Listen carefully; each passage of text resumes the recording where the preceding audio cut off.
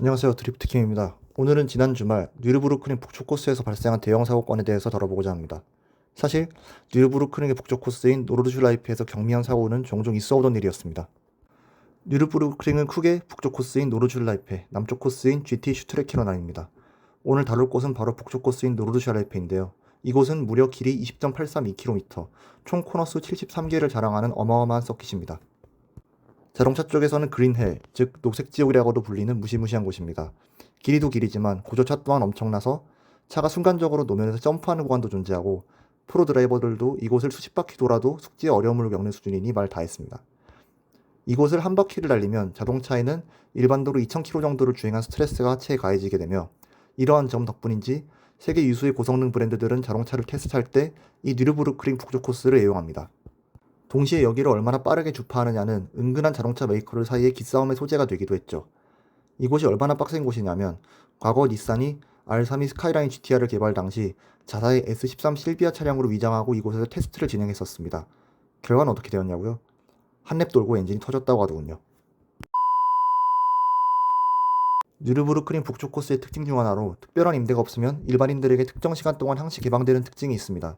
주중에 30유로, 금, 토, 일은 35유로를 내면 한 바퀴를 탈 수 있습니다. 차종 역시 제한이 없어서 가끔 관광버스가 들어오기도 합니다. 이런 배달차가 들어오는 우스꽝스러운 경우도 있고요.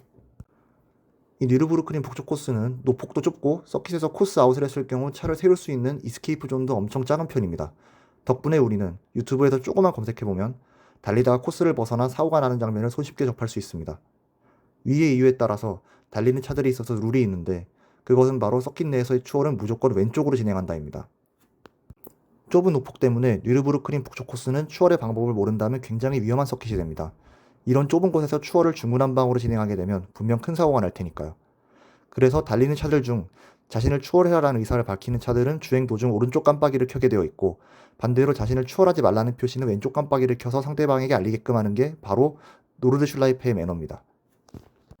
이게 다 지켜지면 차대차 사고는 없어야 하는 게 맞겠죠. 하지만 모든 일은 뜻대로 돌아가지만 않습니다. 그리고 이번에 발생한 대형 참사 역시 일반인 대상 개방 주행행사 때 추월을 하다가 발생하였습니다. 영상을 보시면 후행하던 911 GT3가 앞에 있던 M2를 완만한 고속코너에서 추월하려고 합니다. 고속코너에 들어가기 전 M2가 오른쪽으로 움직였을 때 911 운전자는 이걸 추월의 신호로 생각해 공간으로 차를 밀어넣었습니다. 그러던 도중 M2가 911과 컨택이 있었고 초고속 상황에서 접지를 잃은 두 차량은 그대로 펜스에 충돌합니다. 순간적으로 화염이 치솟을 정도의 큰 사고였고 저는 근래 뉴르 일반주행 행사에서 이런 큰 사고를 본 적이 없습니다. 정말 다행인 건 이 사고에서 크게 다친 사람은 아무도 없었다는 겁니다. 저는 여기서 이게 GT3의 잘못이다, BMW M2의 잘못이다를 따지려고 영상을 만든 게 아닙니다. 당장 인제 스피디움을 가보더라도 트랙데이에서 주행하다가 앞차 때문에 큰일 날 뻔했다는 말을 종종 듣습니다. 모든 스포츠 주행, 일상 주행에서의 기본은 시선 처리와 시야 확보입니다. 시선 처리는 가고자 하는 방향을 바라보는 것이 기본이며 따라서 드리프트에서는 자연히 시선 처리가 옆을 향하게 됩니다. 이 시선 처리는 누구나 배우면 열심히 따라하시고 익히려고 노력하십니다. 근데 시야 확보는요? 주행 중에는 넓은 시야 확보가 기본적으로 받쳐줘야 합니다. 트랙에서 차를 탈 때는 나 혼자만 있는 게 절대 아닙니다. 나보다 느린 차도 있고 빠른 차도 있습니다. 트랙을 처음 타시는 분들은 정말로 앞만 보고 진행을 하시고 옆을 절대 보지 않습니다.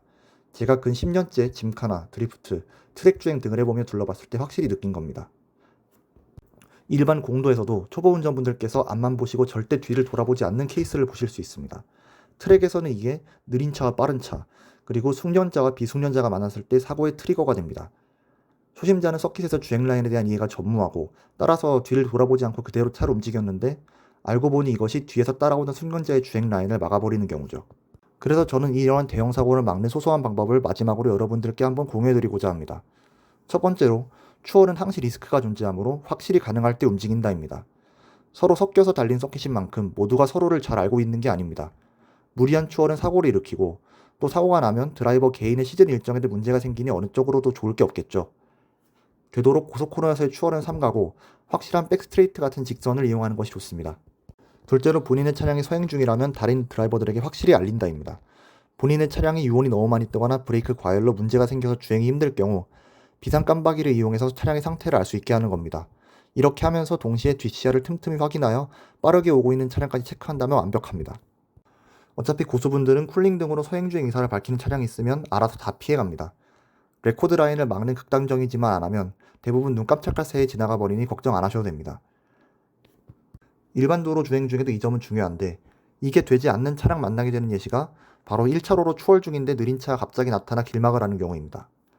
독일 아우토반의 경우는 이런 케이스가 무지 적은데 독일인들은 운전 시야 범위가 굉장히 넓고 설령 1차로로 추월을 시도하려고 하다가도 멀리서 자신보다 빠르게 다가오는 차가 있다면 깜빡이를 끄고 자리를 지키며 절대 1차로로 비집고 들어오지 않습니다. 한국에선 절대 상상할 수 없는 광경이죠. 결론은 서로 조심해야 하는 게 바로 트랙데이 세션이라는 겁니다. 서로가 서로를 배려해야 사고를 막을 수 있습니다. 초심자는 초심자대로, 숙련자는 숙련자대로 서로를 배려할 수 있어야 사고 없는 주행이 지속될 수 있다고 생각합니다. 트랙데이건 드리프트 주행이건 서로 얼굴 붉히는 일 없이 무사히 끝내고 무사히 복귀하는 게 항상 저의 모토입니다. 그래서 드리프트 체이싱을 하다가도 조금이라도 불편함을 드린 것 같으면 먼저 사과를 드리는 건 바로 이런 이유에서입니다. 오늘 영상은 여기까지입니다. 다음번에도 더 유익한 컨텐츠로 찾아뵙도록 하겠습니다.